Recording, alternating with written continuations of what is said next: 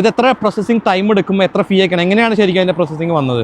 ഞാൻ ബാലറ്റിന് അപ്ലൈ ചെയ്ത് ഒരാഴ്ചക്കകത്താണ് ബാലറ്റിൻ്റെ റിസൾട്ട് വന്നിട്ടുണ്ടായിരുന്നത്, സക്സസ്ഫുൾ എന്ന് പറഞ്ഞിട്ട്.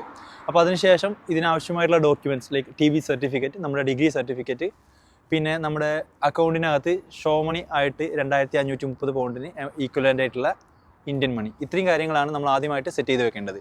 അപ്പോൾ ശരിക്കും പറഞ്ഞാൽ ഈ IHS ഫീസ് മാത്രമാണ് ഒരു ഫീസായിട്ട് അടയ്ക്കാനുള്ളൂ അല്ലേ? IHS ഫീസ് അതുപോലെ തന്നെ നമ്മുടെ വിസ ആപ്ലിക്കേഷൻ ഫീസായിട്ട് ഒരു 230 പൗണ്ട് ആണ് നമുക്ക് യഥാർത്ഥ എക്സ്പെൻസ് ആയിട്ട് നമ്മൾ കഴിയുന്നത്. ശരിക്കും പറഞ്ഞാൽ ഇതാണ് ചീപ്പായിട്ട് വരാൻ പറ്റുന്ന ഒരു ഓപ്ഷൻ അല്ലേ?